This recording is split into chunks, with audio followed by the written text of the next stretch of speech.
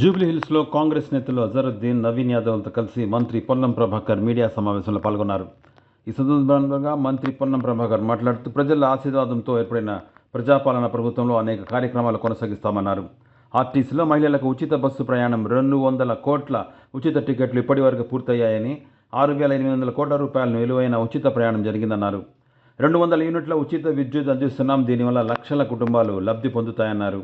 రైతు భరోసా, రైతు రుణమాఫీ, సన్న వడ్లకు 500 బోనస్ అందిస్తామని మంత్రి పేర్కొన్నారు. ये न्यूज को पेश करते हैं हैदराबाद होम अप्लायंसेस। రేపటి నుంచి ప్రారంభమవుతాయి. 7 డివిజన్లలో పని ప్రారంభమవుతుంది. మేము ప్రజాపాలన యొక్క కార్యక్రమాలను, ప్రజాపాలన లబ్ధి పొందుతున్న ప్రజల దగ్గరికి మా కార్యక్రమాలను తీసుకుపోతాం. వాళ్ళ సమస్యలు ఇంకా ఏమైనా ఉంటే వాటిని పరిష్కరించే బాధ్యత కూడా మాదే. ఇవాళ రాష్ట్రంలో అధికారంలో ఉన్నాం.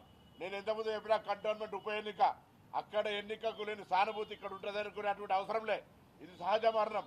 వారి మరణం పట్ల చింతిస్తూ ఉన్నాం. మేము కూడా హాస్పిటల్కి పోయినాం, వారి అంత్యక్రియలకు వచ్చినాం. అది ఇష్యూ వేరు.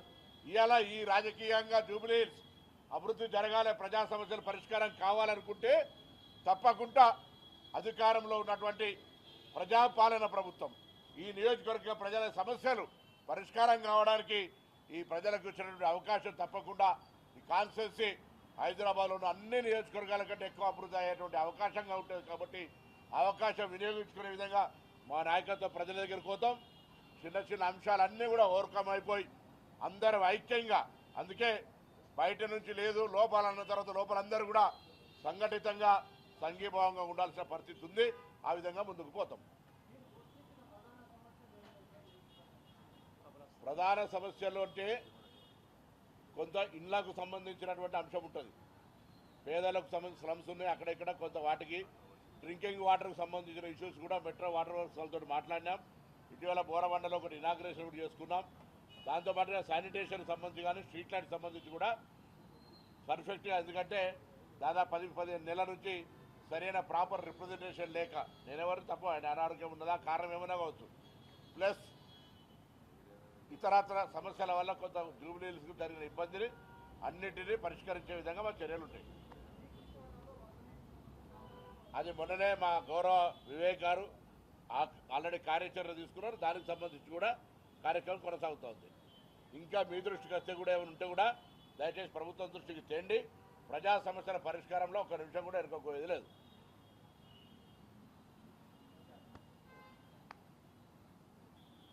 దాదాపు 1,50,000 కొత్త యూనిట్స్, అంటే రేషన్ కార్డుల యొక్క ఉన్న దాంట్లో నా పేరు మీద రేషన్ కార్డు ఉంటే 10 సంవత్సరాలుగా నా కుటుంబ సభ్యుల సంఖ్య పెరిగితే కూడా ఆ సంఖ్యను అందులో నమోదు చేసుకునేటువంటి అవకాశం లేకుండే ఈరోజు ఆ విధంగా 1,50,000 కార్డుల్లో దాదాపు 2,50,000 మంది పేర్లను నమోదు చేసుకున్నటువంటి కార్డులను కూడా ఇస్తూ ఉన్నాం.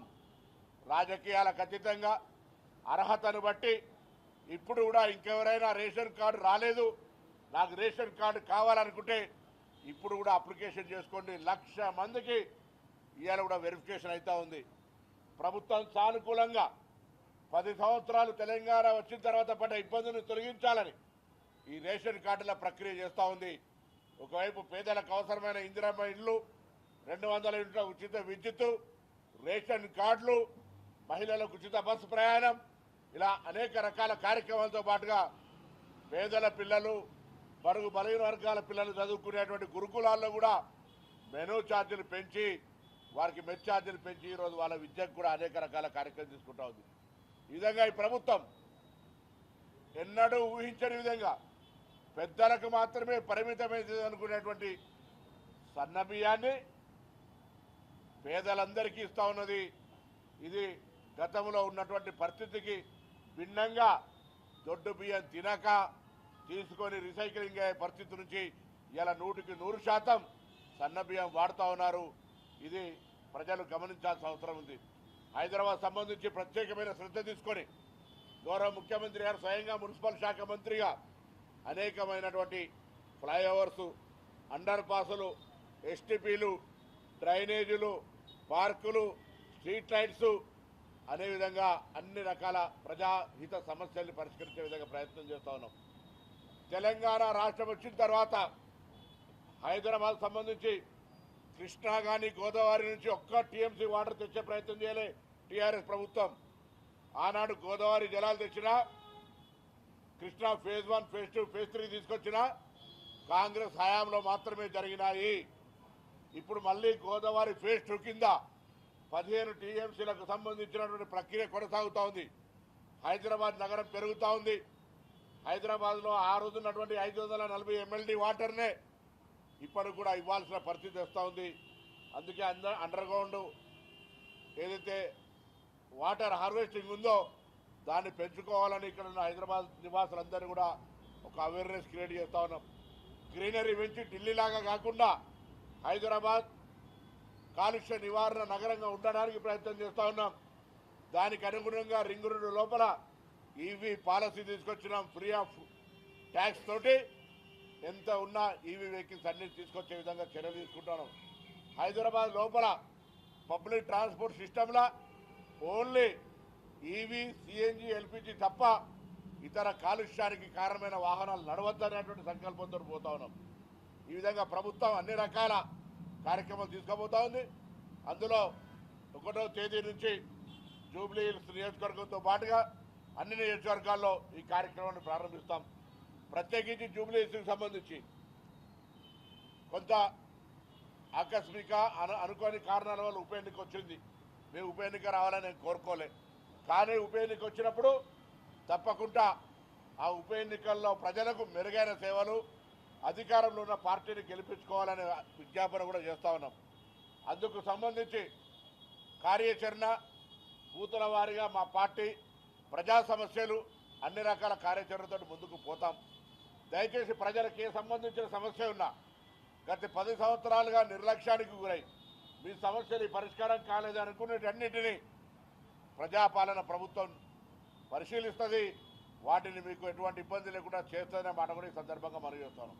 తప్పకుండా ప్రజలు కూడా అధికారంలో ఇన్ని రకాల ప్రజాహిత కార్యక్రమాలు చేస్తున్నటువంటి ఈ ప్రజాపాలన ప్రభుత్వానికి ప్రోత్సాహం ఇచ్చే విధంగా, ఆశీర్వచనం ఇచ్చే విధంగా మరి ముందుకు తీసుకుపోవాలని సందర్భంగా నేను కోరుతూ, తప్పకుండా ఈ హైదరాబాద్ నగరానికి సంబంధించిన ఎటువంటి సమస్య ఉన్న ఇన్ఛార్జ్ మంత్రిగా గౌరవ ముఖ్యమంత్రి గారు సహకారంతో, సహచార మంత్రుల సహకారంతో ఇప్పటికే నియోజకవర్గానికి సంబంధించి కొంత డాక్టర్ వివేక్ గారు, తుమ్మల నాగేశ్వరరావు గారు, నేను, అదేవిధంగా కొంతమంది కార్పొరేషన్ చైర్మన్లు క్షేత్రస్థాయిలో పార్టీకి సంబంధించినటువంటి ఆలోచనతో ఇప్పటికే వేదిక మీద మా పెద్దలందరూ ఉన్నారు. అజరుద్దీన్ గారు, నవీన్ గారు, వెంకటస్వామి గారు, సంజయ్ గారు, మా Shivasena Reddy sports authority chairman, Amit గారు, విజయ డైరీ చైర్మన్, దాని తర్వాత కిరణ్ గారు, వీరే రామయ్య గారు, మా ఫిరోజ్ గారు, దాని తర్వాత భవానీ శంకర్ గారు, మన బసి గారు, ఇంకా పెద్దలందరూ ఇక్కడ ఒక సంకల్పంతో ముందుకు పోతా ఉన్నాం. తప్పకుండా కాంగ్రెస్ పార్టీ చేస్తున్న ప్రజాహిత కార్యక్రమాలకు, జూబ్లీ ప్రజల కష్టాలు తీరడానికి సంబంధించిన ఒక అవకాశం వచ్చింది. ఆ అవకాశాన్ని వినియోగించుకోవాలని సందర్భంగా కోరుతా ఉన్నాం.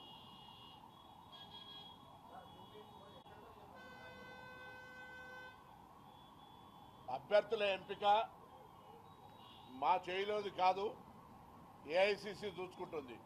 కానీ ఒక మాట మాత్రం స్పష్టం, అభ్యర్థులు స్థానిక జూబ్లీ హిల్స్కి సంబంధించిన వాళ్ళే ఉంటారు. బయట నుంచి అభ్యర్థుల దిగుమతి ఉండదు. స్థానికంగా ఈ జూబ్లీ హిల్స్ ప్రజలతో వివిధ హోదాల్లో, వివిధ సందర్భాల్లో కష్టపడుతున్నటువంటి వాళ్ళకు సంబంధించిన అవకాశం, టికెట్ నిర్ణయం అనేటువంటిది పార్టీ నిర్ణయిస్తుంది. బట్ బయట నుంచి ఆశిస్తున్నటువంటి వాళ్ళు ఎవరికి కూడా ఇక్కడ అవకాశం ఉండదు అనేటువంటిది పార్టీ ఆలోచన. ఎందుకంటే కన్ఫ్యూజన్ ఉండద్దు, ఎటువంటి దాని లోపల మళ్ళీ అందరూ కూడా ఇక్కడ ఆశావాహులు కూడా అందరూ కలిసి 7 డివిజన్లలో తిరుగుతారు, పార్టీని బలోపేతం చేస్తారు, ప్రజా సమస్యలు పరిష్కరిస్తారు. పార్టీ సర్వేల ద్వారా, పార్టీ నాయకత్వంకు ఉన్నటువంటి సమాచారం ద్వారా పార్టీ నిర్ణయిస్తుంది. కానీ బయట నుంచి ఎవరు ఆశావాహులకు సంబంధించి ఇక్కడ ఈ జూబ్లీ హిల్స్ ఉప ఎన్నిక లోపల అవకాశం ఉండదు. అదే పార్టీ. అందుకని చెప్తాను, ఫస్ట్ మీరు అడుగుతున్న దానికి ఒక ప్రిలిమినరీగా స్థానికంగా మాత్రమే అవకాశం ఉంటుంది. స్థానికంగా కష్టపడి పనిచేస్తున్నటువంటి వాళ్ళ నుంచి అభ్యర్థి ఉంటాడు. ఎవరు అనేటువంటిది పార్టీ సర్వే ద్వారా పోటీ చేసిన అభ్యర్థి వస్తారా, కొత్త వాళ్ళు వస్తారా, ఎట్లా అనేటువంటిది that is decided by party. అన్ని రకాల కార్యక్రమాలు కాంగ్రెస్ పార్టీ అధికారంలో ఉన్నాం. మీరందరూ ఇచ్చే ఎన్నిక ప్రకటించే నాటికి యుద్ధానికి తయారవుతాం. మేము ప్రజల దగ్గరకు పోయి వాళ్ళ యొక్క మన్నన పొందడానికి మా కార్యాచరణ ఉంటుంది. ఇప్పుడు పార్టీలకు సంబంధించినటువంటి ఆలోచన మేము అడుగుతా ఉన్నాం. ఇలా మీకు ఒక ఉదాహరణ చెప్తా ఉన్నా. ఇక్కడి ఉప ఎన్నికకు కారణం సహజ మరణం, అనారోగ్యం. కానీ ఎన్నిక గురించి చెప్తా ఉన్నా. సికింద్రాబాద్ కంటోన్మెంట్ ఎన్నిక ఒక అవివాహిత యాక్సిడెంటల్ డెత్. అక్కడ కూడా కాంగ్రెస్ గెలవలేను. సో సానుభూతి అనే పేరు మీద ఎవరైనా అటువంటి ప్రయత్నం చేసుకుంటే రాజకీయాలకు సంబంధం లేదు. అందుకే మేము ఎందుకు ఇవ్వాలి నిర్ణయం తీసుకున్నాం. స్థానిక ప్రజలతోటి మమేకమై స్థానిక ప్రజలకు సంబంధించినటువంటి వివిధ అంశాల ద్వారా పరిచయం ఉన్నటువంటి వాళ్ళకు మాత్రమే. బయట మాకు చాలామంది ఆశావాహులు ఉన్నారు, మీకు తెలుసు ఓపెన్గా. అయినా వాళ్ళందరినీ ఖచ్చితంగా ఇప్పుడు ఈ ఉప ఎన్నికల్లో అటువంటికి అవకాశం లేదు. ఓన్లీ స్థానికంగా జూబ్లీహిల్స్ నియోజకవర్గానికి సంబంధించిన వాళ్ళకు మాత్రమే అవకాశం ఉంటుంది. అవన్నీ నేను అందుకే చెప్పిన. మళ్ళా first filter by with in constituency, దాని తదుపరి పార్టీ డిసైడ్ చేస్తుంది. ఏముండదు, నాయకులంతా కుటుంబం అందరం కూర్చున్నాం. నాయకుల మధ్య విభేదాలు ఉన్నాయి, అందరూ వస్తారు. అందుకే మేము సమన్వయకర్తలు మా కార్పొరేషన్ చైర్మన్లు వచ్చినారు. 6 కార్పొరేషన్ చైర్మన్లు ఇక్కడ